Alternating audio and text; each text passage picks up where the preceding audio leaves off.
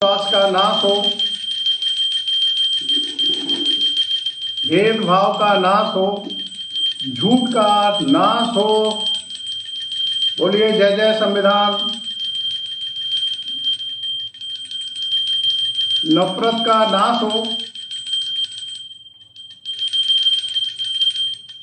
बोलो बाबा साहब की जय हो। बोलो गांधी जी की जय हो। जय जय संविधान। संविधान कथा शुरू होने जा रही है। आप सब लोग जुड़ जाएं संविधान कथा में। और आज आप लोग देखेंगे कि संविधान कथा में बहुत सारे नए नए बातें आपके सामने रखी जाएंगी। संविधान कथा में आज बताया जाएगा कि संविधान की अनुच्छेद जो है वो क्या कहते हैं पाखंडवाद को लेकर। संविधान हमारे देश का क्या कहता है। दूसरा, आप जानेंगे कि किस तरह से धीरेन्द्र शास्त्री जी की जो यात्रा है वो अधूरी है क्या वो धोखा है क्या उन्होंने जो संकल्प लिया था, जो संकल्प लिए हैं साथ, क्या उन पर वो चर्चा कर रहे हैं जिसको लेकर ये यात्रा शुरू की गई थी। आज हम जानेंगे प्रस्तावना को, भारत की जो संविधान की जो प्रस्तावना वो क्या कहती है। आज हम लोग ये जानेंगे कि किस तरह से मध्य प्रदेश और पूरे देश में गौचर भूमि पर कब्जा हो गया और धीरेन्द्र शास्त्री जी मौन है, सत्ताधारी पार्टी भी मौन है।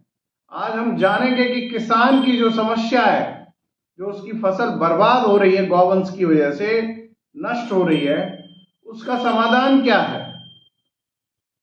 आज हम जानेंगे कि किस तरह से देश में पाखंडवाद हावी हो रहा है और देश का विकास रुक गया है। आज हम ये जानेंगे कि किस तरह से देश को विश्व गुरु बनाया जा सकता है। तो ये सारी चर्चाएं जो हैं आज इस संविधान कथा में रहेंगी। और ग्वालियर हाई कोर्ट में बाबा साहब की प्रतिमा क्यों जरूरी है, इस पर भी हम लोग चर्चा करेंगे। दूसरा, हम जानेंगे कि धीरेन्द्र शास्त्री जी की यात्रा में किस तरह से 25,000 कंबल और गद्दे जो बिछाने का वो चले गए, वो कौन थे जो ले गए। ये सब बातें आज चर्चा में होंगी। और हमारे हाथ में है संविधान निर्माता बाबा साहब की तस्वीर, जो कि भेदभाव के खिलाफ देश में लड़ाई के महानायक के रूप में जिन्हें जाना जाता है, जिन्हें मसीहा के रूप में जाना जाता है। संविधान की वजह से भारत देश के लोगों को क्या क्या अधिकार मिले, ये सब चर्चाएं आज हम लोग जानेंगे। तो एक बार सब लोग बोल दें, कथा शुरू होने से पहले हम लोग शुरू करें। संविधान की जय हो, सत्य की जय हो, प्रेम भाईचारे की जय हो, सद्भावना की जय हो, सभी संतों की जय हो, सभी महापुरुषों की जय हो, सभी क्रांतिकारियों की जय हो, मातृशक्ति की जय हो, समाज सेवियों की जय हो, सभी महापुरुषों की जय हो, भारत की जय हो। जय जय संविधान। तो संविधान कथा शुरू करने जा रहे हैं। आप सब लोग अपनी पेटियां बांध लीजिए, क्योंकि संविधान कथा में जो बताया जाएगा, पाखंडवादियों के होश उड़ जाएंगे। पाखंडवाद करने से पहले उन्हें 100 बार सोचना पड़ेगा, क्योंकि हमारे देश का जो संविधान है वो हमें पाखंडवाद की, अंधविश्वास की अनुमति नहीं देता है। और उसके बाद भी पाखंडवाद अगर देश में हो रहा है तो वो संविधान विरोधी है, वो देश विरोधी है। ये बहुत क्लियर सी बात है। तो आज हम सबको नमन कर रहे हैं, सभी महापुरुषों को, मातृशक्तियों को, क्रांतिकारियों को, सभी को। तो आप सब लोगों को एक बार क्रांतिकारी जय भीम, जय संविधान। जय भारत, जय बापू। तो इस संविधान कथा में आप सभी का स्वागत है। और इस संविधान कथा को शुरू होने से पहले आप एक बार जरा सब लोग मिलकर इसको शेयर कर लें, जिससे इस संविधान कथा का लाभ सबको मिल सके, ज्यादा से ज्यादा देश में पाखंडवाद का नाश हो सके। इसके लिए इस संविधान कथा को आप पूरा जरूर सुने और ज्यादा से ज्यादा शेयर भी करें। तो आप सब लोग तैयार हैं? तो आज की कथा में, और ये संविधान का सोटा है जिससे हम पाखंडवाद का नाश करेंगे। तो आज हम शुरू करते हैं। संविधान कथा में बहुत सारे आप लोग देख रहे होंगे। तो सबसे पहले आप सभी को संविधान कथा में आप इतने दिनों से सब जुड़कर सब सहयोग कर रहे हैं, इस वजह से इस पाखंडवाद के खिलाफ जो है ये अभियान चलाया जा सक रहा है। ये सब आपकी वजह से है। तो आप सब लोग बोलिए जय जय संविधान, बोलिए जय जय संविधान। कथा की शुरुआत में आज 16 नवंबर है और 16 नवंबर को सबसे पहले मेरे सामने ये संविधान है। और ये संविधान जो है मेरे सामने है। मैं एक बार संविधान को, भारत देश के संविधान को नमन करता हूं और कथा की शुरुआत हम लोग करते हैं।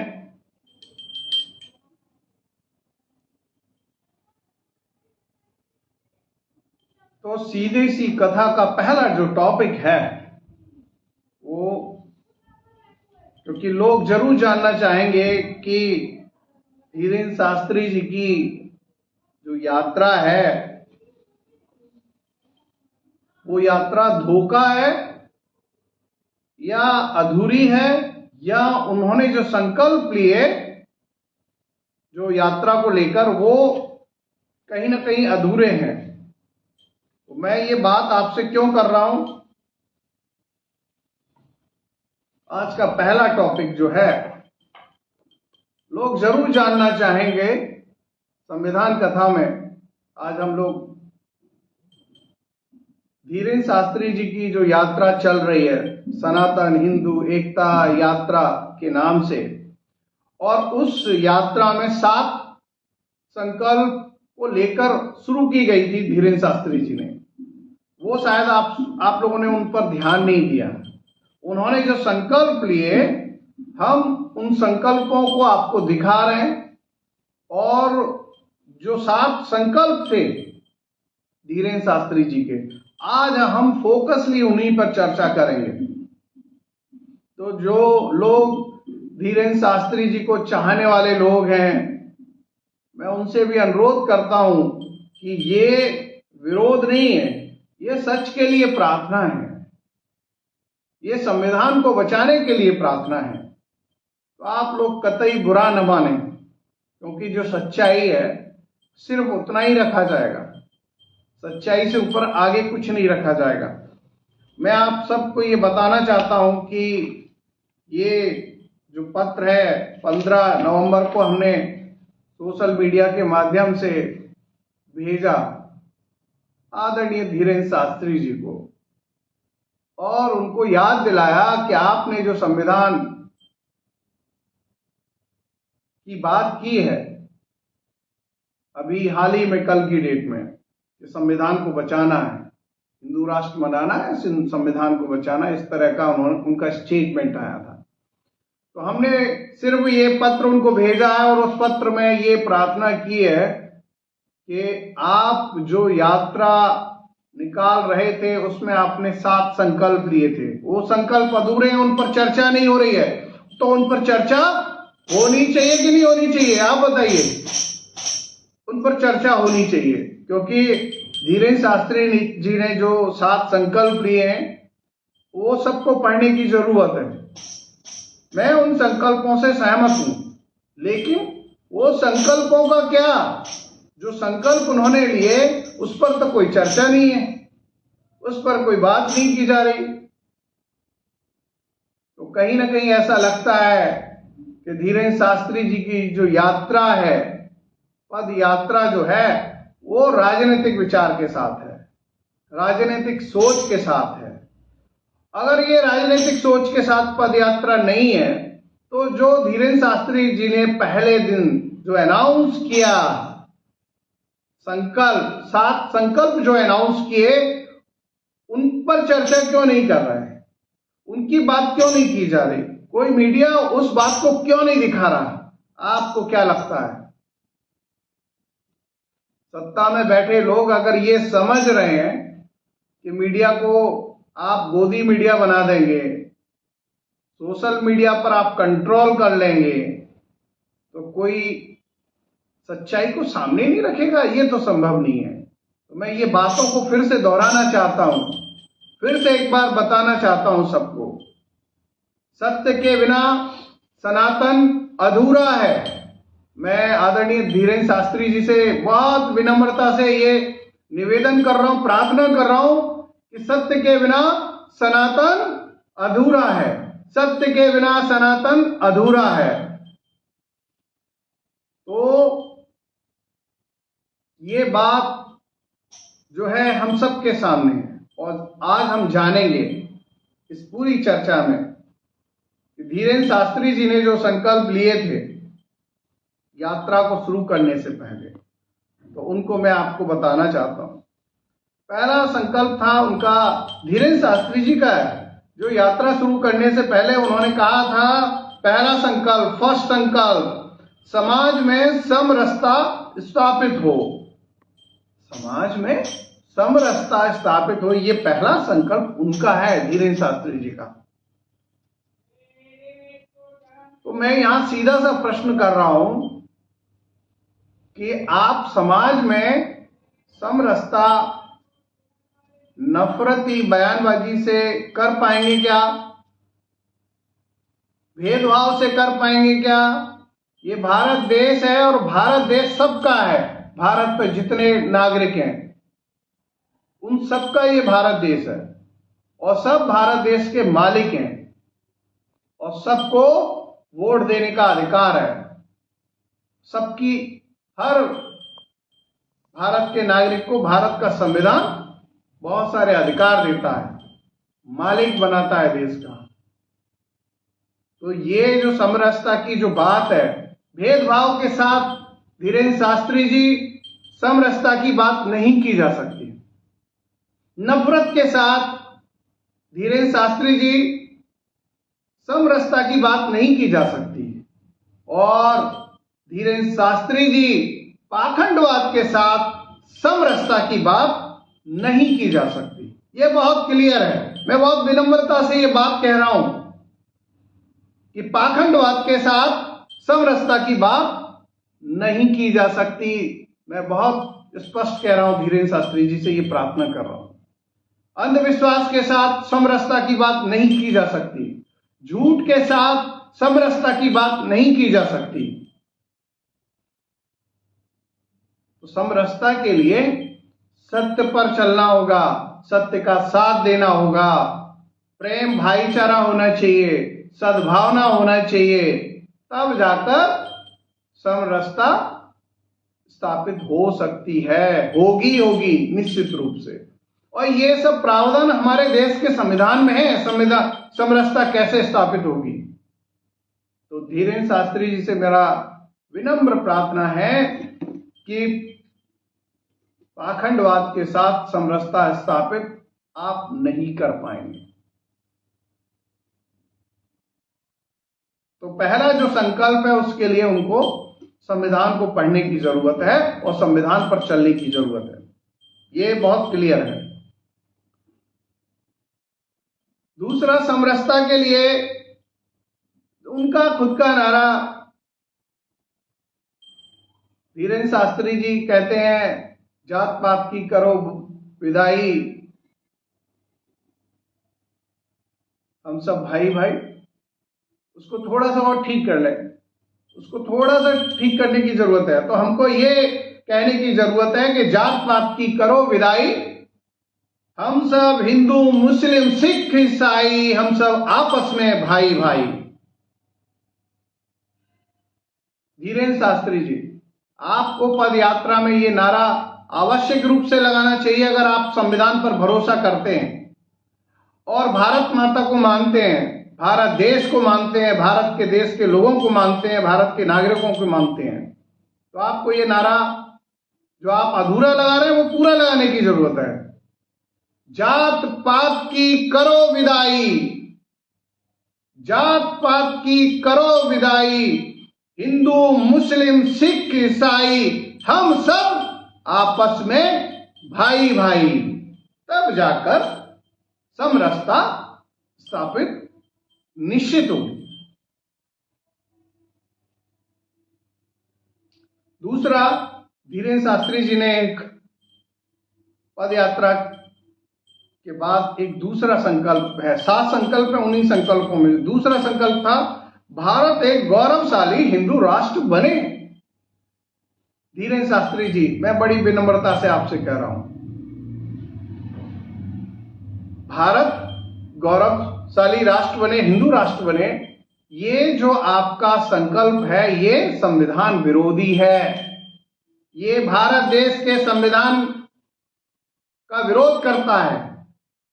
तो भारत के संविधान में सब पंथ, सब लोग बराबर हैं, सभी धर्म बराबर हैं, सबके लिए समान रूप से है। तो आप ये जो बात कर रहे हैं उसकी जगह आपको ठीक करने की जरूरत है। वो क्या करने की जरूरत है, इस पर हम लोग थोड़ा सा मैं बात आपको बताना चाहूंगा। और धीरेन्द्र शास्त्री जी को अगर ये बात जो है मेरी अगर समझ में नहीं आ रही है कि आपने जो दूसरा संकल्प लिया है भारत एक गौरवशाली हिंदू राष्ट्र बने, ये जो आप बात कर रहे हैं, आपकी पद यात्रा में आपका संकल्प है,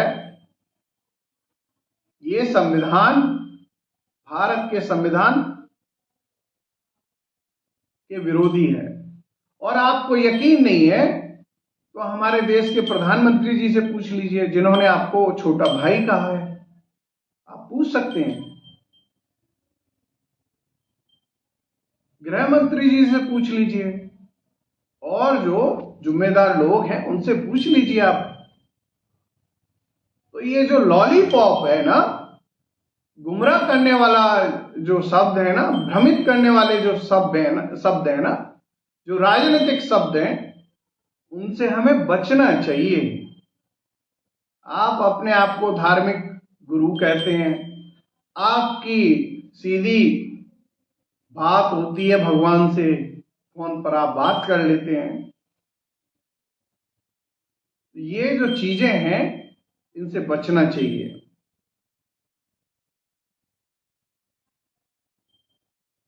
मैं यहां बहुत क्लियरली ये बात और कहना चाहूंगा, हमारे देश से बड़ा कोई धर्म नहीं है। या मैं ये कहूं धीरेन्द्र शास्त्री जी कि हमारा देश ही हमारा धर्म है। हमारा जो देश है वही हमारा धर्म है।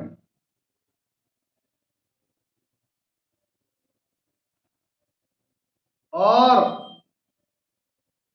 इसी पाखंडवाद की वजह से मैं आपको और बताना चाहता हूं, इसमें जोड़ना चाहता हूं, हमारे देश के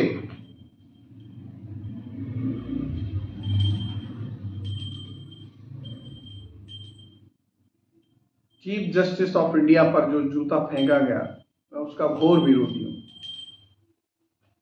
घोर विरोधी हूं। तीसरा, आप बात कर रहे हैं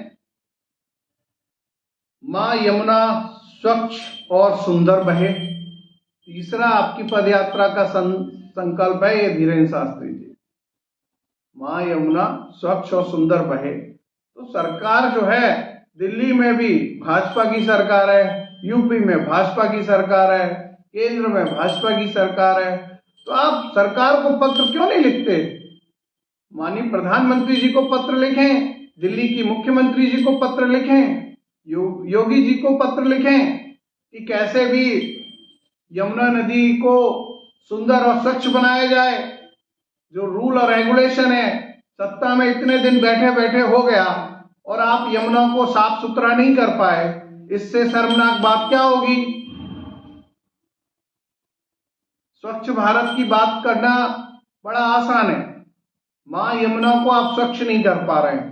तो ये सवाल सीधा का सीधा आपको हमारे देश के यशस्वी प्रधानमंत्री जी से पूछना चाहिए, उनको पत्र लिखना चाहिए, उनसे निवेदन करना चाहिए, उनसे प्रार्थना करना चाहिए।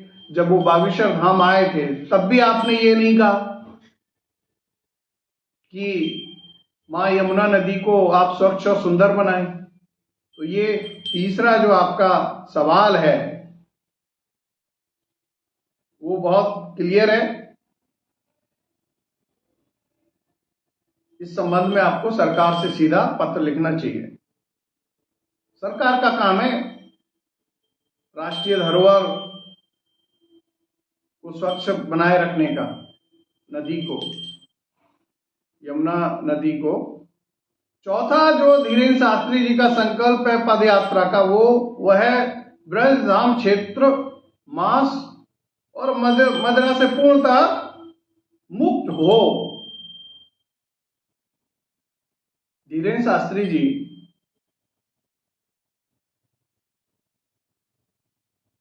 ब्रज वृंदावन है, ब्रजधाम है, वो उत्तर प्रदेश में है, जो स्टेट है, और उसमें योगी जी की, माननीय मुख्यमंत्री जो योगी जी हैं उनकी, वो वहां पर मुख्यमंत्री हैं, भाजपा की सरकार है, केंद्र में भी भाजपा की सरकार है।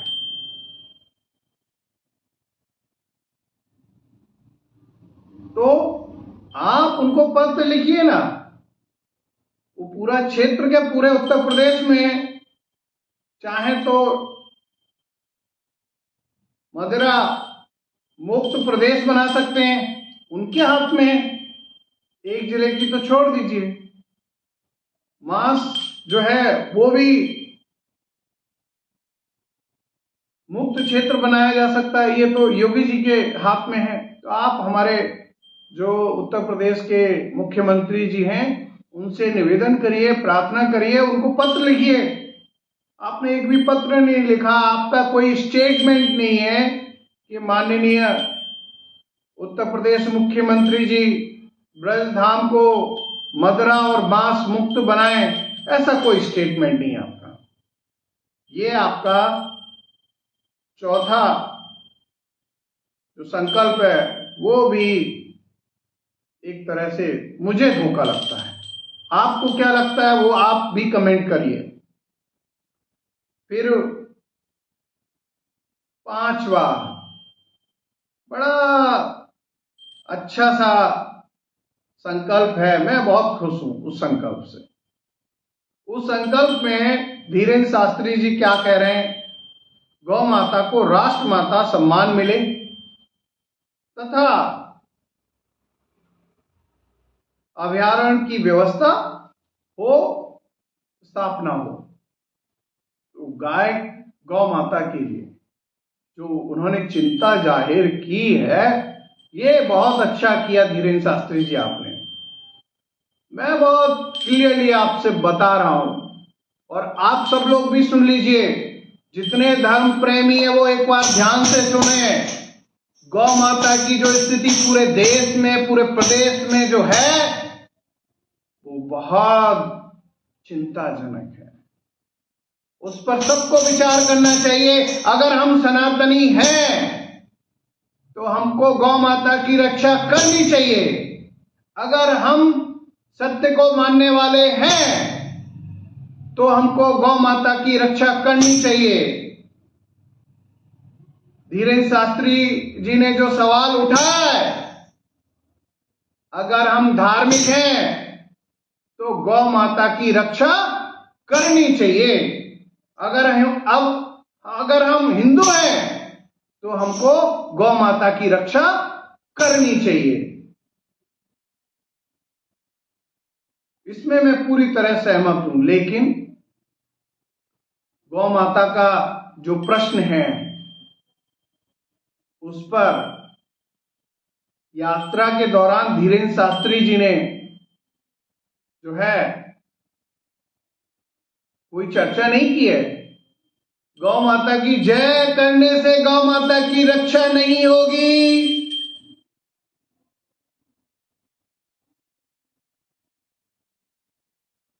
ये बहुत क्लियर है। गौ माता की रक्षा के लिए निश्चित रूप से योजनाबद्ध तरीके से प्लानिंग के साथ काम करना होगा। और आप जो सनातन हिंदू एकता यात्रा जो निकल रही है, उसके संकल्प में आपने गौ माता की रक्षा के लिए जो प्रश्न खड़ा किया है, जो संकल्प लिया है, वो बहुत अच्छी बात है। लेकिन आप क्या सोचते हैं कि जो लोग बीफ कंपनियों से, गौ मांस बेचने वाली कंपनियों से चंदा लेते हो, वो क्या गौ माता की रक्षा कर पाएंगे? ये हमारे सबके सामने सवाल है। जिन्होंने इलेक्टोरल बॉन्ड के नाम पर के माध्यम से करोड़ों रुपया चंदा लिया हो, वो गौ माता की रक्षा कर पाएंगे क्या? पूछिएगा जरूर।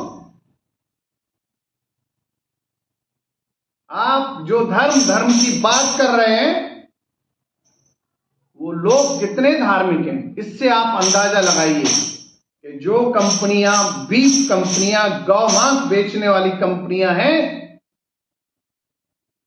वो अगर कोई पार्टी अगर उससे चंदा ले रही है और फिर गौ माता की जय बोल रही है, धीरेन्द्र शास्त्री जी आपको ध्यान देना होगा। जो पार्टी गौ मांस के चंदे से चलती हो, जिसने बीफ कंपनियों से चंदा लिया हो, वो गौ माता की रक्षा कर पाएंगे क्या? ये सवाल पूछिएगा जरूर। ये कोई पूछेगा नहीं आपसे। अगर हम असली धार्मिक हैं, अगर हम हिंदू धर्म को मानते हैं, अगर हम सनातनी हैं, तो निश्चित रूप से पूछेगा कि धीरेन्द्र शास्त्री जी, आप ये सवाल जिस पार्टी ने बीफ कंपनियों से चंदा लिया हो, वो गौ माता का संरक्षण कर पाएंगे क्या? बहुत आसान है धर्म के नाम पर वोट बैंक के लिए काम करना, सूखा धर्म का नशा कराना, ये ठीक नहीं है। ये सब जो आपको आज युवा दिख रहा है ना देश का, वो सब जान रहा है, वो सब समझ रहा है। उसको बुद्धू मत समझिए। वो सब समझ रहा है कि एक तरफ कोई अगर धर्म की बात कर रहा है और दूसरी तरफ बीफ कंपनियों से चंदा ले रहा है, इलेक्टोरल बॉन्ड के नाम पर करोड़ों रुपया ले रहा है, वो कैसा धार्मिक होगा? क्या वो धर्म को जानता होगा? कैसा? ये सब सवाल जो है हमको समझने की जरूरत है। ये धीरेन्द्र शास्त्री जी का जो संकल्प था, और ये गौ माता को बचाने का संकल्प था, ये मेरा नहीं है। धीरेन्द्र शास्त्री जी ने, हमारा तो गौ माता बचाओ आंदोलन चल रहा है। हम सरकार से सवाल अपने तरीके से पूछ रहे हैं। ये जो संकल्प है, ये धीरेन्द्र शास्त्री जी की यात्रा का संकल्प मैंने आपको जो दिखाया, बताया, गौ माता को राष्ट्र माता सम्मान मिले तथा उसका संरक्षण हो, उसकी स्थापना हो, इस तरह का जो संकल्प उन्होंने अपने यात्रा के लिए लिया है, तो उसका पालन करें ना। अगर आप पालन नहीं कर रहे हैं धीरेन्द्र शास्त्री जी, उसका गौ माता की रक्षा नहीं कर पा रहे हैं, तो ये धोखा है गौ माता के साथ। आप अगर सवाल नहीं पूछ पा रहे हैं सत्ता से, सरकार से, ये कड़ाई से पालन क्यों नहीं हो रहा है, और ये बात यही नहीं रुकती है। ये बात आपको, धीरेन्द्र शास्त्री जी, आपको सीधा सीधा सत्ता से ये पूछने की जरूरत है कि गाय गौचर भूमि पर किसका कब्जा है। धीरेन्द्र शास्त्री जी को सत्ता से ये पूछने की जरूरत है कि गौचर भूमि पर किसने कब्जा कर रखा है, मंदिरों की भूमि पर किसने कब्जा कर रखा है, वो कौन लोग हैं? जो गौ माता की जमीन को भी कब्जाए बैठे हैं, जो मंदिरों की जमीन को भी कब्जाए बैठे हैं, वो करोड़ों रुपए की जमीन जो है, लाखों एकड़ जमीन देश के अंदर कब्जा ली गई है। सरकार अगर उनको खाली करा दे, गौचर भूमि को, मंदिरों की जमीन को, तो गौ माता का उद्धार अपने आप ही हो जाएगा। उसमें गौशाला बन जाएगी, उसी से उसका पालन पोषण हो जाएगा। उसी गौचर भूमि को अगर सही से उपयोग कर लिया जाए, तारबंदी वगैरह लगा के, अगर उसे खाली भी छोड़ देंगे ना, तब भी गौ माता को किसी के यहाँ चारा खाने की जरूरत नहीं है। जो धर्म के नाम पर पाखंडवाद किया जा रहा है, वो सोचने वाली बात है। कौन लोग हैं वो? जांच करिए आप। धीरेन्द्र शास्त्री जी, सवाल पूछिए सरकार से कि गौचर भूमि पर किसने कब्जा किया है, मंदिरों की भूमि पर किसने कब्जा किया है, कौन वो लोग हैं। और मेरे सुनने में तो यह आया है कि सत्ताधारी पार्टी के लोग ही उस भूमि पर कब्जा किए हुए हैं ज्यादातर। जांच करा लीजिए, सबके सामने दूध का दूध और पानी का पानी हो जाएगा। देश भी तो जाने कि कौन गौ माता के साथ अन्याय कर रहा है, कौन भगवान के मंदिरों की जमीन को हड़प रहा है, कब्जा कर रहा है। देश भी तो जाने इस बात को। और एक तरफ बोल रहे हैं, धर्म की बात कर रहे हैं, तो ये धर्म की बात करना कहां तक उचित है? ये तो अन्यायपूर्ण है, ये तो अधर्म हो रहा है। वो लोग निश्चित रूप से पापी लोग हैं, अधर्मी लोग हैं, जो लोग गौ माता की जमीन पर, गौचर भूमि पर कब्जा कर रहे हैं। वो लोग निश्चित रूप से अधर्मी हैं, वो लोग निश्चित रूप से पापी हैं, जो वो लोग भगवान के मंदिर की जमीन पर कब्जा कर रहे हैं। ये सवाल धीरेन्द्र शास्त्री जी को सीधा सरकार को पत्र लिखना चाहिए और पूछना चाहिए, जितनी जमीन पर कब्जा किया गया है वो तत्काल खाली किया जाए। और लोग भी इसे देखें कि गौचर भूमि पर किसने कब्जा किया है। लोग पता करें, जांच करें इसकी कि हमारे जिले में, गांव में, तहसील में कितनी गौचर भूमि थी, कितनी मंदिरों की जमीन थी, उस पर किसका कब्जा है। तो आप पाएंगे ज्यादातर लोग, 99% लोग सत्ताधारी पार्टी के लोग मिलेंगे आपको। सत्ता के लोग, सबने साठ गांठ से गौ माता की जमीन को हड़प लिया है। और आज हम सनातन की बात कर रहे हैं। अगर हम असली सनातनी हैं, असली हिंदू हैं, तो गौचर भूमि को तत्काल खाली करें, मंदिरों की जमीन को तत्काल खाली करें। अगर हम धार्मिक हैं तो, अगर हम धार्मिक नहीं है तो फिर ठीक है, पाखंड करते रहिए। बोलने से धर्म का पालन नहीं होता, उसके लिए करना पड़ता है। धर्म जो है आचरण का विषय है, सत्य जो है आचरण का विषय है, सिर्फ बोलने से काम नहीं होगा। तो मैं यहां बड़ी विनम्रता से उनसे प्रार्थना कर रहा हूं, धीरेन्द्र शास्त्री जी से, कि गौचर भूमि को खाली कराएं और मंदिरों की जमीन को खाली कराएं। सरकार से पत्र लिखें, जिससे जो आज किसान परेशान है, पूरी रात जग रहा है, उसकी पूरी फसल बर्बाद हो रही है, उसकी फसल बच जाएगी। किसानों से पूछिए उनकी क्या हालत हो रही है। गौवंश की वजह से उनकी पूरी फसल नष्ट हो जाती है। वो रात रात भर जग रहा है कि किसान बहुत तकलीफ में है। तो आप सबको ये थोड़ा सा विचार करने की जरूरत है। ये धीरेन्द्र शास्त्री जी से ये जरूर सवाल पूछिए, कमेंट करिए, उनको वीडियो भेजिए, उसे सवाल करिए। सब लोग, आप लोग धार्मिक लोग हैं, मैं भी धार्मिक हूं, सब धार्मिक मिलकर गौचर भूमि को खाली कराएं, मंदिरों की जमीन को भगवान खाली कराएं। आप मुझे बताइए, मंदिरों की जमीन पर अगर आप कब्जा कर लेंगे तो भगवान के जब मंदिर में आप जाएंगे तो किस मुंह से जाएंगे, कैसे नजरें मिलाएंगे उनसे? वो क्या कहेंगे, अरे ये कैसा धार्मिक व्यक्ति है, मंदिर की जमीन पर ही कब्जा कर लिया इसने, ये क्या धर्मी से कम है क्या, पापी से कम है क्या? तो ये सब सवाल हैं जो मुझे इस संविधान कथा में पूछने पड़ेंगे। ये सत्य है जो पूछना पड़ेगा। धीरेन्द्र शास्त्री जी का 6वें संकल्प पे आते हैं। धीरेन्द्र शास्त्री जी आजकल यात्रा निकाल रहे हैं, हिंदू सनातन एकता यात्रा के नाम से एक यात्रा उनकी चल रही है, और उस यात्रा में उन्होंने 7 संकल्प लिए थे। उसी पर हम लोग चर्चा कर रहे हैं। ये जो संवाद है इसी वजह से है कि उनकी यात्रा शुरू होने से पहले जो संकल्प है उनको हम लोग चर्चा कर रहे हैं एक तरफ से, और उनको आपके सामने रख रहे हैं। उनका 6वां संकल्प था, प्राचीन वृंदावन पुनः स्थापित हो, वहां मंदिर और रज सुरक्षित की जाए। वृंदावन जो है उत्तर प्रदेश में है, स्टेट में, वहां पर माननीय मुख्यमंत्री योगी जी हैं, उनको आप पत्र लिखिए। कौन मना कर रहा है? ये तो बहुत अच्छी बात है कि हमारी संस्कृति को कोई संजोए, उसको सुरक्षित करे, वहां प्रभु भगवान श्री कृष्ण की जन्मभूमि को सुरक्षित किया जाए, वहां की रज को सुरक्षित किया जाए। कोई किसी को दिक्कत नहीं है इस बात से।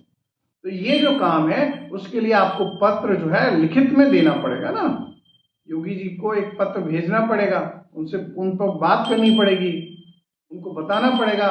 वो आपके प्रिय भी हैं, आपने ही बोला, तो आप उनसे कहिए, प्रधानमंत्री जी से कहिए कि वहां पूरी रज को सुरक्षित किया जाए और वहां अच्छा बनाया जाए। वृंदावन की जो भूमि, अच्छी बात है।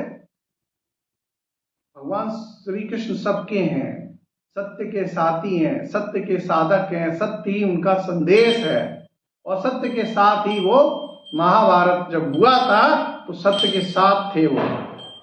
तो सत्य का संदेश ही भगवान श्री कृष्ण का संदेश है, और उसी के कारण ये संविधान कथा हम लोग कर पा रहे हैं। सत्य से हम प्रेरणा लेते हैं।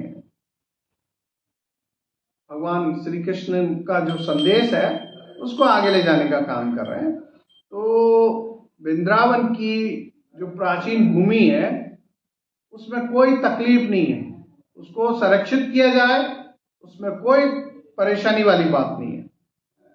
7वां, श्री कृष्ण जन्मभूमि पर भव्य और दिव्य मंदिर का निर्माण हो। ये धीरेन्द्र शास्त्री जी का 7वां संकल्प है। तो जो धीरेन्द्र शास्त्री का 7वां संकल्प है उसमें भी किसी को कोई दिक्कत नहीं है।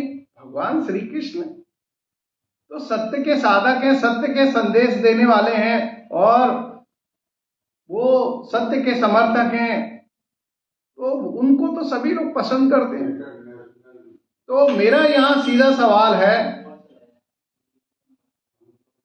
तो यहाँ सीधी सी कहानी, सीधी सी बात यह है कि भगवान श्री कृष्ण जन्मभूमि पर भव्य और दिव्य मंदिर का निर्माण हो, उसके लिए किसी को परेशानी नहीं है। वो हो, अच्छी बात है, खुशी की बात है, इसमें किसी को आपत्ति नहीं होनी चाहिए। अब यहां कुल मिलाकर ये 7 संकल्प का संदेश जो था उसको लेकर हमने ये पत्र लिखा, धीरेन्द्र शास्त्री जी को बताया कि आपने यात्रा के दौरान जो 7 संकल्प लिए थे उनके विषय में आप चर्चा नहीं कर रहे हैं, उनका पालन करिए ना। तो ये चीज हमको समझने की जरूरत है। अब मैं आपको बात कर रहा हूं यहां पर, धीरेन्द्र शास्त्री जी से बड़ी विनम्रता से ये प्रार्थना कर रहा हूं,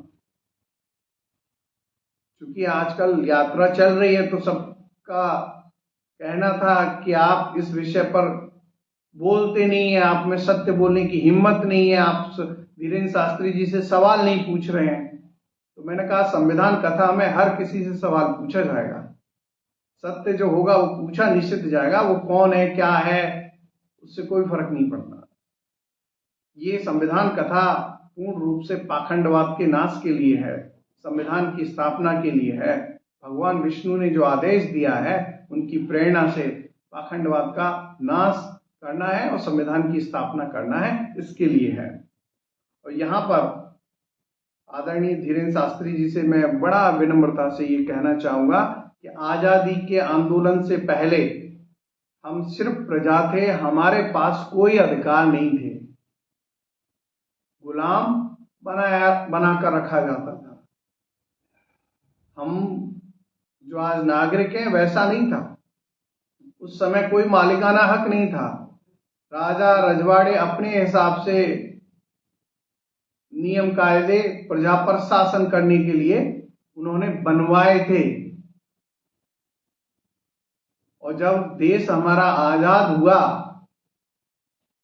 तब संविधान लिखा गया और उसके बाद हमें नागरिक बने, और नागरिक बनने के बाद हमें एक भारत देश का नागरिक होने के नाते हमको वोट देने का भी अधिकार मिला, हमको मालिकाना हक मिले, पूरा देश के मालिक बने। ये हमारे संविधान ने बनाया हमको। और आजादी के बाद जो है 565 रियासतों को, राजा रजवाड़ों को एक किया गया था, जोड़ा गया था, तब जाकर भारत बना। तो यहाँ सीधा सा जो सवाल है, जिन लोगों को ये भ्रम हो गया है कि हम ये थे हम वो थे, उस भ्रम से बाहर आइए। संविधान के बाद जो कुछ हम बने हैं वो संविधान के बाद बने हैं। संविधान का सम्मान करना सीखें, संविधान का पालन करना सीखें, हमारे देश के महापुरुषों का हम सम्मान करना सीखें, क्योंकि सबका अपना अपना योगदान था। आजादी के आंदोलन के जितने महापुरुष थे, माताएं थी, समाज सेवी थे, उन सब ने अपना अपना योगदान दिया। इसके कारण हम आजाद हुए और उनका जो सपना था उसको सजोने का जो काम किया वो किसने किया? संविधान बनाकर संविधान निर्माता बाबा साहब ने। संविधान सभा में 299 सदस्य, डॉक्टर राजेंद्र प्रसाद जी उसके अध्यक्ष थे। प्रारूप समिति एक बनी, बाबा साहब उसके अध्यक्ष थे। तो वो सारी चीजें आपकी सबकी सर्वविदित है। तो यहाँ सवाल सीधा सा अपने सामने खड़ा होता है कि ये सब जो संविधान है उसमें सबका अपना अपना योगदान था, लेकिन सब महापुरुषों ने मिलकर ये जिम्मेदारी जो है बाबा साहब को दी। सबने अपना समर्थन दिया। बाबा साहब ने पूरी मेहनत से, लगन से देश को बिना भेदभाव वाला एक संविधान दिया जिसमें सबको अधिकार मिले, और माताओं को, महिलाओं को जो अधिकार मिले वो आपको समझने वाली बात है। तो ये जो सारी चीजें हैं वो संविधान निर्माता बाबा साहब का इसमें विशेष योगदान रहा। इस वजह से हमको इतना सुंदर संविधान मिला। इसकी प्रशंसा सारे महापुरुषों ने की है, चाहे वो गांधी जी हों, चाहे वो पंडित जवाहरलाल नेहरू जी हों, चाहे वो डॉक्टर राजेंद्र प्रसाद जी हों, चाहे वो वल्लभ भाई पटेल जी हों, दूसरे सभी महापुरुषों ने इस बात की बहुत प्रशंसा की बाबा साहब की कि उन्होंने जो संविधान दिया। तो ये हमें समझने की जरूरत है। और संविधान सीधा सीधा ये कहता है कि पाखंडवाद का निश्चित रूप से नाश होना चाहिए। ये चैप्टर था आज का एक चैप्टर। बाकी छोटे छोटे चैप्टर हैं, उन पर भी हम ये बात जो थी धीरेन्द्र शास्त्री जी यात्रा जो है, धीरेन्द्र शास्त्री जी की यात्रा वो जो है धोखा है क्या है या अधूरी है, ये सवाल था। उस पर इतना सारा डिटेल्स मैंने आपके सामने रखा।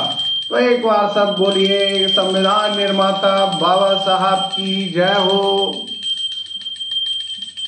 राष्ट्रपिता महात्मा गांधी जी की जय हो, बोलिए भारत की जय हो।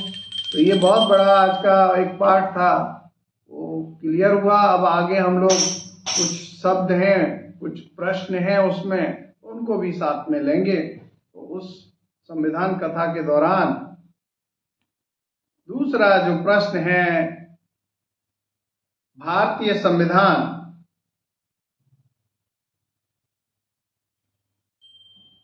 इक्यावन का मूल जो कर्तव्य है नागरिकों के, उसके अनुसार क्या कहता है वो ज नंबर का? वो कहता है वैज्ञानिक दृष्टिकोण, मानवता, मानववाद और ज्ञान अर्जन तथा सुधार की भावना का विकास करेंगे। ये हमारे नागरिक के मूल कर्तव्य हैं। उनमें से ये बात वैज्ञानिक दृष्टिकोण, तो संविधान वैज्ञानिक दृष्टिकोण की बात कर रहा है। और धीरेन्द्र शास्त्री जी जो है पाखंडवाद की बात कर रहे हैं। तो दोनों एक साथ नहीं हो सकते। तो मैं यहाँ पर हमारे आदरणीय धीरेन्द्र शास्त्री जी से एक बार जरूर कहूंगा कि हमारे देश को, संविधान को भी वो पढ़ें। उसको पढ़ने से जो आपके जो भ्रम है वो दूर हो जाएंगे। तो मैं वहां ये भी कहना चाहूंगा। तो पाखंडवाद की इजाजत नहीं देता, अधर्म की इजाजत नहीं देता, अंधविश्वास की इजाजत नहीं देता, भेदभाव की इजाजत नहीं देता हमारे देश का संविधान, नफरत की इजाजत नहीं देता, अंधविश्वास की कोई इजाजत नहीं देता, और भूत प्रेतों को कोई इजाजत नहीं देता हमारे देश का संविधान। ये भी हम लोग जान लें। और भूत प्रेतों पर ये सोटा चलता है संविधान का, वो ठीक हो जाते हैं। फिर हमने एक प्रश्न रखा है, टॉपिक आपको दिए नहीं है, अभी दे देंगे। तो हमारा देश का संविधान नागरिकों के मूल अधिकार में जो बात है, वैज्ञानिक दृष्टिकोण, तो वैज्ञानिक दृष्टिकोण होना चाहिए। आंखें बंद करके भरोसा नहीं करना है, पाखंडवाद का समर्थन नहीं करना है, चाहे वो कोई भी पाखंडवाद करे, चाहे मैं करूं, चाहे आप करें, चाहे कोई और करे। संवैधानिक दृष्टिकोण, वैज्ञानिक दृष्टिकोण होना चाहिए आपका। फिर सवाल आता है, संविधान को पाखंडवाद से बचाने की क्यों जरूरत है? देश का जो संविधान है उसको पाखंडवाद से बचाने की जरूरत है। अगर पाखंडवाद से, अंधविश्वास से देश के संविधान को नहीं बचाएंगे तो संविधान की स्थापना देश में हो ही नहीं पाएगी। बार बार लोग भ्रम में आ जाएंगे, पाखंडवाद के चक्कर में पड़ जाएंगे, तरह तरह के भूत प्रेत पकड़ लेंगे, झूठ, नफरत, भेदभाव, मैं ये मैं वो। लोगों को क्या लगता है कि हम धार्मिक बन जाएं और सत्य का पालन नहीं करें, तो ये संभव नहीं है। इस वजह से पाखंडवाद को हमें समाप्त करना होगा। पाखंडवाद के समाप्त होते ही देश हमारा विश्व गुरु बन जाएगा। दुनिया की कोई ताकत नहीं रोक सकती हमको विश्व गुरु बनने से। तो उससे पहले हमको पाखंडवाद को समाप्त करना पड़ेगा। इस वजह से पाखंडवाद का नाश जरूरी है। यहां अब बहुत गंभीर सवाल आपके सामने आ रहा है। ये जो सवाल है वो आपके रोंगटे खड़े कर देगा, आपके अंदर उथल पुथल कर देगा, और मेरे अंदर भी उथल पुथल कर दिया है उस सवाल ने। अब जो सवाल जो आपके सामने आ रहा है वो बहुत महत्वपूर्ण सवाल आ रहा है। वो सवाल है मेरे देश के संविधान का। वो सवाल है मेरे देश के संविधान के रक्षक प्रमुख हैं, चीफ जस्टिस ऑफ इंडिया का। जिस दिन से उस पाखंडवादी ने पाखंडवाद के चक्कर में आकर हमारे देश के चीफ जस्टिस ऑफ इंडिया पर जो जूता फेंका है, वो जूता मुझे दिन रात मेरे सर में पड़ता है और उसकी वजह से मुझे नींद नहीं आती। बहुत पीड़ा में हूं, बहुत तकलीफ में हूं, बहुत परेशानी में हूं। वो जूता जो है वो दिन रात मुझे दिखाई देता है और मुझे बड़ी हैरत होती है कि उसको लेकर सत्ता प्रमुख ने कुछ कहा नहीं। पाखंडवादी पूरे देश में मौन थे। वो जूता जब फेंका गया उससे बहुत पीड़ा हुई है मुझे, बहुत। मैं जिंदा जरूर देख रहा हूं, लेकिन मैं उस जूते की वजह से बहुत आहत हूं। मैं बहुत शर्मिंदा हूं कि मेरे देश के अंदर, मेरे देश के चीफ जस्टिस ऑफ इंडिया पर जूता फेंका गया।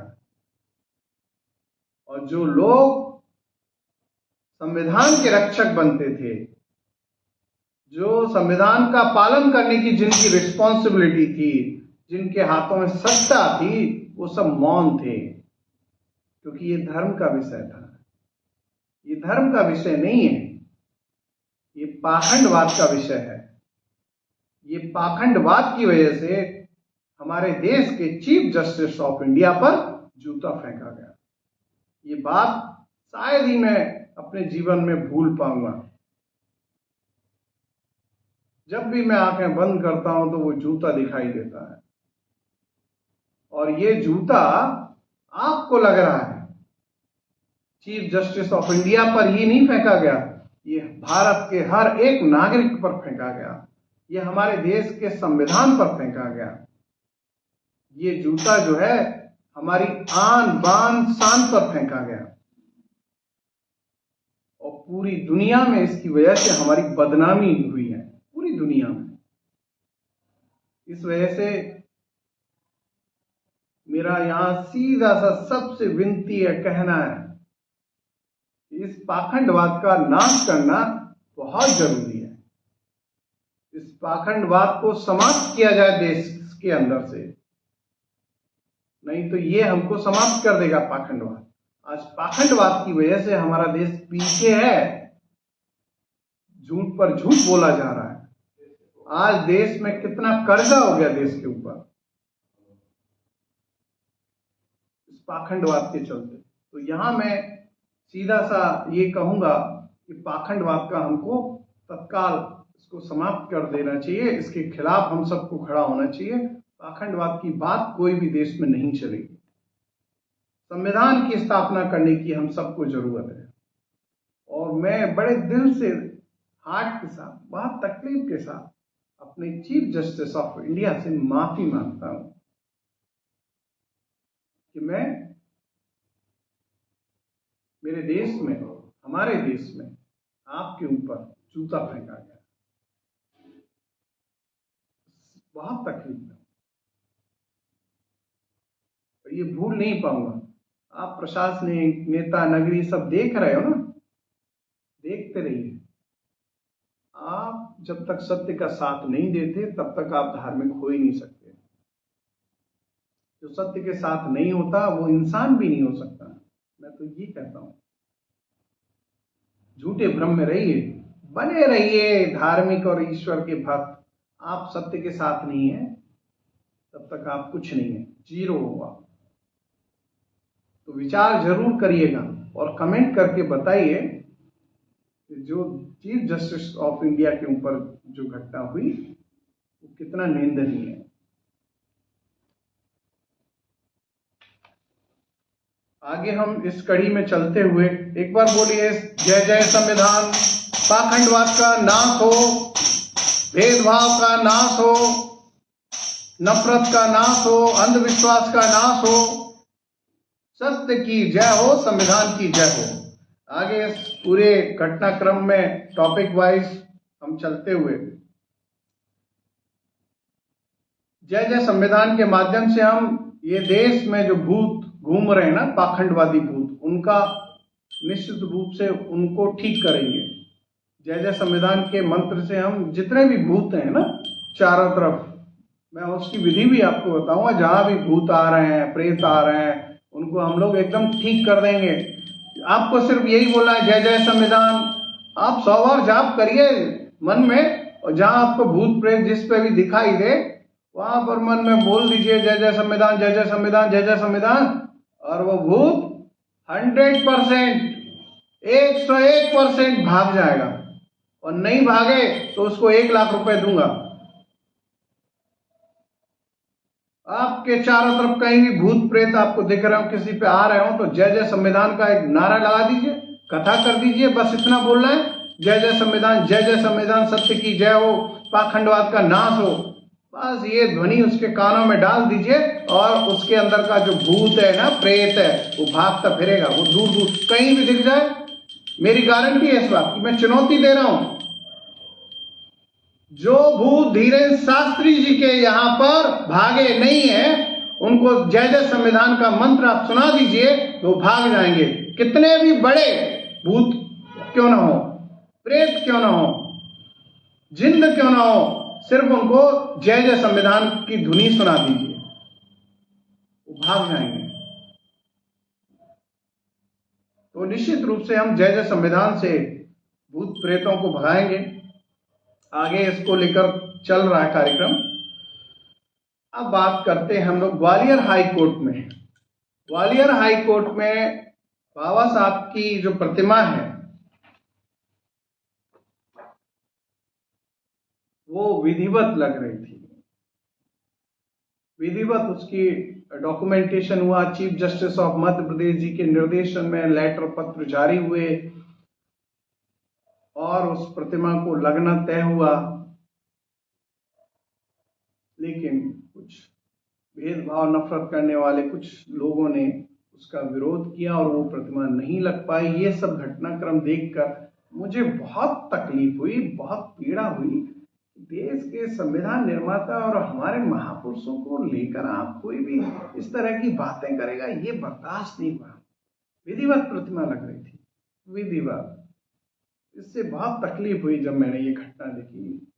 तब मैंने तय किया कि मैं संविधान के साथ खड़ा हूं, मैं अपने देश के साथ खड़ा हूं, मैं बाबा साहब के साथ खड़ा हूं, मैं संविधान निर्माता डॉक्टर भीमराव अंबेडकर जी के साथ खड़ा हूं, मैं उन सब भाइयों के साथ खड़ा हूं जो बाबा साहब को चाहते हैं, वो जो देश को चाहते हैं, जो संविधान को चाहते हैं। तब जाके तय किया कि ये संविधान की जो कथा है ना, ग्वालियर हाईकोर्ट में बाबा साहब की प्रतिमा जब तक नहीं लग जाएगी तब तक ये जारी रहेगी। ये संकल्प है जीवन का, ये जारी रहेगी हर हालत में। और मैं सबसे विनती करता हूं, बाबा साहब हम सबके हैं, संविधान हम सबके लिए दिया है, तो हम सबको बाबा साहब दूसरे सभी महापुरुषों का सम्मान करना चाहिए, किसी का किसी को भी अपमान नहीं करना चाहिए। मैं ये सबसे विनती कर रहा हूँ। ग्वालियर में भी ये ग्वालियर का मुद्दा पूरे देश और पूरी दुनिया में पहुंच गया। कनाडा तक में बाबा साहब की गूंज सुनाई दी। मैं विनती कर रहा हूं कि आपस में वैमनस्यता मत फैलाइए। हम सब भाई भाई हैं, हम सब भारत माता की संतान हैं, हम भारत की संतान हैं। इसी मिट्टी से हम सबका जन्म हुआ है। और जो लोग भेदभाव और नफरत करते हैं वो धर्म विरोधी हैं, वो सनातन विरोधी हैं, वो देश विरोधी हैं, वो संविधान विरोधी हैं। मैं आपसे बहुत क्लियर बोल रहा हूँ। तो आप सबको ये ध्यान देने की सबको जरूरत है। ये आज का टॉपिक था कि पंडित विष्णुकांत शर्मा बाबा साहब के साथ क्यों। उसका कारण ये सीधा सीधा सा मैंने आपको दिया है कि ये बाबा साहब की प्रतिमा थी, ये विधिवत लग रही थी। आगे हम लोग बात करते हैं। आज के टॉपिक हैं, एक एक मिनट में मैं उनको फिनिश कर रहा हूं, क्योंकि संविधान कथा जो है वो 1 घंटे की रहती है, थोड़ा बहुत ज्यादा हो जाता है समय कभी। तो एक बार बोलिए सब लोग, जय जय संविधान। आज बात करते हैं संविधान की प्रस्तावना की। तो संविधान की प्रस्तावना बहुत जरूरी है हमारे लिए, सबके लिए बहुत जरूरी है। तो एक बार संविधान की प्रस्तावना हम लोग पढ़ रहे हैं, आप लोग भी गौर से सुनिएगा। हमारे देश की संविधान प्रस्तावना कितनी सुंदर है, कितनी अच्छी है। वो सभी शास्त्रों का, सभी अच्छे जो ग्रंथ हैं उनका एक सार है। वो संतों की वाणी है, वो देश के महापुरुषों की सोच है, वो सब महापुरुषों का विचार है। उसका पालन करने से ही सब कुछ अपने आप ठीक हो जाएगा। तो हमारे भारत देश की जो संविधान की उस उद्देशिका है उसको हम लोग पढ़ रहा हूं मैं।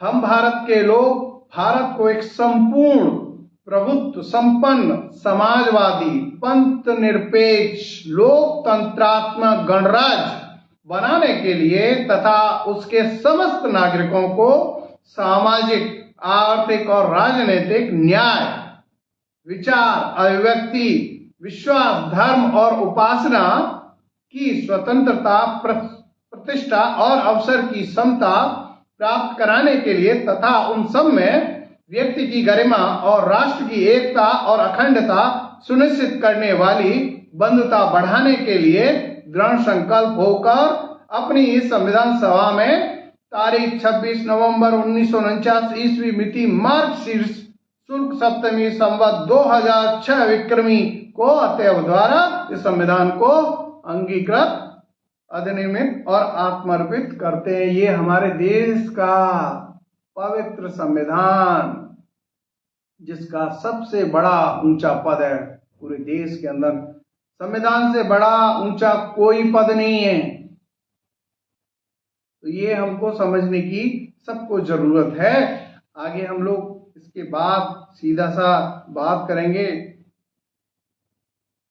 मैं एक बार फिर से धीरेन्द्र शास्त्री जी के से प्रार्थना विनती करना चाहूंगा। आपने जो सनातन हिंदू एकता पद यात्रा में जो संकल्प साथ लिए हैं उनका आप पालन करें, नहीं तो ये धोखा हो जाएगा जनता के साथ। जो यात्रा में जा रहा है, जो यात्रा को बड़े उसके साथ देख रहा है एक आशा के साथ, तो आपने जो मुद्दा उठाया गौचर भूमि खाली करो, मंदिरों की भूमि खाली करो, तो गौचर भूमि को आप खाली कराएं। हम सब लोग आपके साथ हैं और गौ माता की व्यवस्था उस गौचर भूमि से हो जाएगी। ये बहुत अच्छी बात है। और आपका मंदिरों की भी भूमि को खाली करना चाहिए, क्योंकि भगवान के मंदिर में आप जाएंगे कैसे जब जमीन पर कब्जा कर लेंगे, तो भगवान की जमीन पर। अब एक नया टॉपिक भी आया। धीरेन्द्र शास्त्री जी, आप विचार करिए, आपकी यात्रा के दौरान 25,000 से लगभग कंबल और गद्दे जो हैं वो कौन ले गया? वो कहाँ गए? क्या वो सनातनी थे? क्या वो हिंदू थे? कौन लोग थे वो लोग जिन्होंने यात्रा के दौरान इतने सारे कंबल और गद्दों को गायब कर दिया या लेके जा रहे हैं? तो आप विचार करिए थोड़ा सा। पाखंडवाद को हमको समाप्त करना ही पड़ेगा। अगर हमें देश को विश्व गुरु बनाना है, अगर देश को आगे बढ़ाना है, तो हमको सबको संविधान की स्थापना करने की जरूरत है। क्योंकि ये मैं बहुत क्लियरली बता दूं, हमारे देश का जो संविधान है, हमारे देश का जो संविधान है वही हर चीज का समाधान है। ये आज हम समझ लें, जो हमारे देश का संविधान है, ये जो देश का संविधान है, भारत देश का संविधान जो है, धीरेन्द्र शास्त्री जी, ये देश की हर समस्या का समाधान इसमें छुपा हुआ है। देश की हर समस्या का समाधान हमारे देश के संविधान में है। इसका पालन करने की जरूरत है, इसकी स्थापना करने की जरूरत है। इसकी स्थापना हम सबको करना चाहिए इसके लिए, और पाखंडवाद को बंद करना चाहिए। आज ये समय नहीं है, वैज्ञानिक सोच है, लोग पढ़े लिखे हैं, बच्चे सब पढ़ लिख रहे हैं, सब जान रहे हैं। तो पाखंडवाद को छोड़कर हमको वैज्ञानिक दृष्टि के अनुसार चलना चाहिए, संविधान के अनुरूप चलना चाहिए, संविधान के अनुसार चलना चाहिए, संविधान की स्थापना करना चाहिए। ये मैं विनती उनसे जरूर करूंगा। तो ये सारे, तो एक बार सब लोग बोले, मैं आप लोगों को एक बार परिचय भी दे दूं। मैं पंडित विष्णुकांत शर्मा, संविधान कथावाचक, ग्वालियर से। ये कथा हर रविवार को सुबह 11 बजे करेक्ट शुरू हो जाती है और 11 बजे से लगभग 1 घंटे ये संविधान कथा रहती है। और इस संविधान कथा का उद्देश्य संविधान की स्थापना करना है। भगवान विष्णु जी की जो प्रेरणा मिली है उसका पालन करना है। तो उन्होंने खुद ने सपने में आकर ये कहा है कि विष्णु, तो तुझे पाखंडवाद का नाश करना है, तो बस मैं वही पाखंडवाद का नाश करने में और संविधान की स्थापना करने में लगा हुआ हूँ। तो आप सब लोग भी इसमें सहयोग करिए। ये हर व्यक्ति के आत्मा की आवाज है। अगर आप सुनेंगे तो वो निश्चित रूप से आपको भी सुनाई देगी कि मुझे जो प्रेरणा मिली है वो आप सबके अंदर भी वही प्रेरणा है। सत्य की प्रेरणा है, संविधान की प्रेरणा है, भाईचारे की प्रेरणा है, करुणा की प्रेरणा है। तो हम सबको इस आत्मा की आवाज को सुनना चाहिए। और आखिर में एक बार सब लोग बोलेंगे, ये जो कथा है वो संपन्न होती है। और एक बार सब लोग बोलो संविधान निर्माता बाबा साहब की जय हो। बोलिए राष्ट्रपिता महात्मा गांधी जी की जय हो।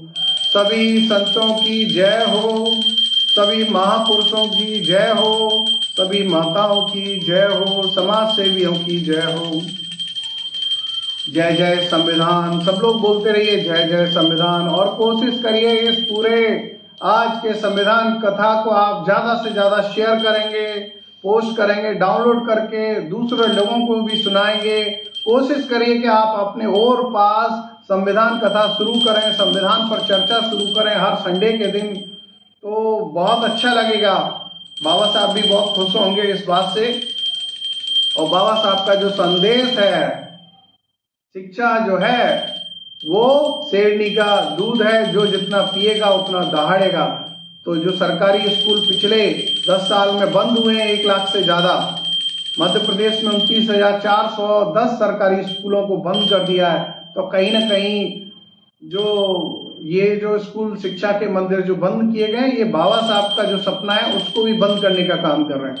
तो हम सब लोगों को संगठित होकर सरकार से ये प्रार्थना करनी चाहिए कि सरकारी स्कूलों को कृपया न बंद करें, और उल्टा सरकारी सभी स्कूलों में मूलभूत सुविधाओं को करें, वहां पर टीचरों की व्यवस्था करें, पंखा, लाइट, बिजली, लैट्रिन, बाथरूम, टीचर, टेबल, कुर्सी, ये सारी सुविधाएं, मूलभूत सुविधाएं कर देंगे तो सब लोग अपने बच्चों को सरकारी स्कूलों में अच्छी शिक्षा दिला पाए। ये बात सरकार की बड़ी विचित्र है कि वो कहती है वहां बच्चे नहीं आ रहे हैं। तो सरकारी स्कूलों में बच्चे कब नहीं जाते? जब वहां पर मूलभूत सुविधाएं नहीं है। तो कौन पेरेंट्स पढ़ाएगा जहाँ टीचर ही नहीं है, जहाँ लाइट ही नहीं है, पंखा ही नहीं है, भीषण गर्मी हो रही है, एक झोपड़ी में स्कूल चल रहा है। ऐसी कई सारी घटनाएं हमने वीडियो डाले हैं, आप हमारी टाइमलाइन पर सरकारी स्कूलों की संबंधित सभी समस्याओं को देख सकते हैं। जो गौ माता की स्थिति है उसको भी हमने दर्शाया, विद प्रमाण दर्शाया, उसको भी आप टाइमलाइन पर देखिएगा तो उसमें सारे वीडियोस आपको मिल जाएंगे। तो आप लोग भी बोलिए, सब लोग जय जय संविधान, आज के आनंद की जय हो, सत्य की जय हो, संविधान की जय हो, जय जय संविधान। धन्यवाद, सभी का बहुत बहुत धन्यवाद। जय जय संविधान।